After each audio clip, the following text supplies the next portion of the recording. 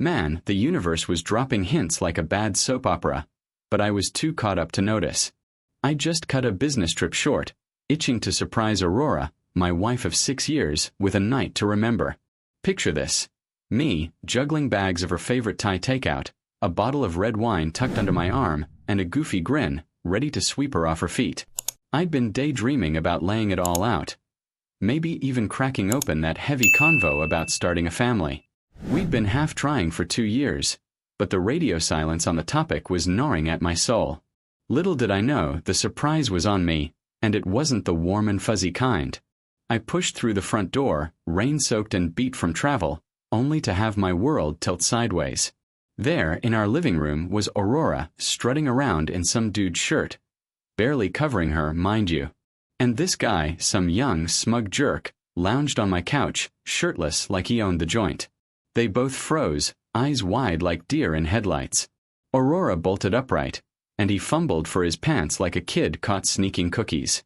The air reeked of wine, 2 half-empty glasses sat on the table, and her hair looked like she'd been through a windstorm. You didn't need a PhD to connect the dots. My hands shook so bad I could barely hold the takeout. I didn't lose it.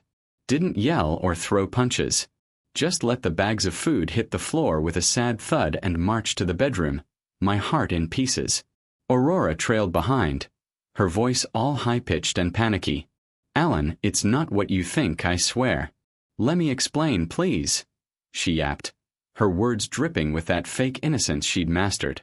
I didn't even glance her way. Grabbed my suitcase from under the bed and started shoving clothes in, moving like a robot. My body was numb, but my brain was a freaking tornado. She was bawling now, all dramatic, like she was auditioning for a rom-com. "Talk to me, Alan, please," she begged, her mascara probably running like a bad art project. I zipped the bag, slung it to the floor, and locked eyes with her, cold as ice. "You've said plenty, Aurora." That's when she let out a scream that stopped the world. "I'm pregnant." Those words hit like a freight train. My hands fell limp, my chest squeezed so tight I thought I'd pass out. For a split second, I wondered if I'd heard her wrong. "I found out last week," she went on, her voice cracking like she was about to shatter. "I was gonna tell you, I swear, but I was scared. I didn't know if it was real." She paused, then added, "And then you jetted off again, and I messed up." I cut her off, my voice barely above a whisper. "You saying it's mine?" She stepped closer, all earnest-like, which was rich coming from her. "Of course it's yours, Alan. Remember that night 3 weeks ago? We were drunk, dancing in the kitchen at midnight, laughing like old times? I took a test after you left for your trip. I didn't mean for this to happen." She waved a hand at the living room, where Mr. Smug had probably slunk out by now. "I screwed up big time, but the baby? That's not a mistake." I stood there, frozen like a statue, my mind racing through a million thoughts at once. The betrayal stung like acid, the timing was a cruel joke, and the life we'd planned, kids, a home, all of it, was tangled in this ugly mess. It felt like my heart was being ripped in half. But one thought kept bubbling up through the pain. I'd always wanted to be a dad. Always. "You cheated on me," I said, my voice low and raw. "And now you think this fixes it all?" Aurora's eyes narrowed, and here came the sarcasm, sharp as a knife. "Oh, please, Alan, don't act like I'm begging for a medal. I'm just laying it out, okay? You want to know the truth, and I'm giving it to you. Now it's your move, big guy." She placed a hand on her stomach, barely showing, but that gesture hit me like a spotlight. It was real. Too real. That night, sleep was a no-show. I crashed on the couch, staring at the ceiling while Aurora sobbed in the bedroom. My brain churned through our past. 6 years of love, fights, dreams, and what our future might hold. That one choice, to stay or go, felt heavier than anything I'd ever faced.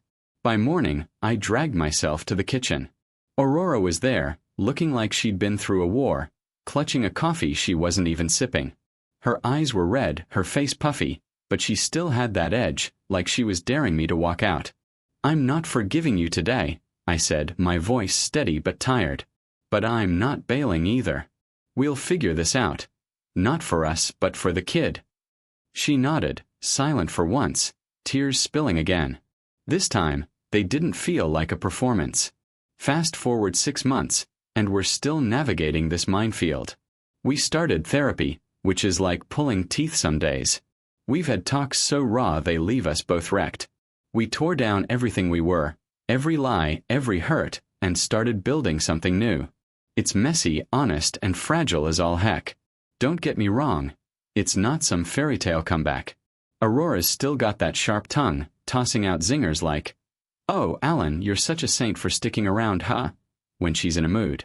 And me. I'm still nursing the scar of what she did. But when I saw that ultrasound, that tiny flicker of life dancing on the screen, something shifted deep inside me. That moment changed me. Not because it erased what Aurora did. Nah, that wound's still there. But because it forced me to look past the rage. It reminded me of the guy I wanted to be. A dad who shows up, no matter how hard it gets. A father who builds a family, even if it's battered and bruised. In a few weeks, I'll be holding my kid, and that thought keeps me going. Aurora and I, we're still a work in progress. Trust. It's like stacking bricks with one hand tied behind your back. But we're trying together for the first time in forever. Forgiveness isn't some grand gesture you slap on like a Band-Aid. It's a choice you grind out every single day. Some days, I look at Aurora and see the woman who broke me. Others, I see the mother of my child, and I catch a glimpse of hope. Life hit me with a blow so hard it stole my breath, but in the wreckage, something new is growing. Imperfect, scarred, but real as it gets.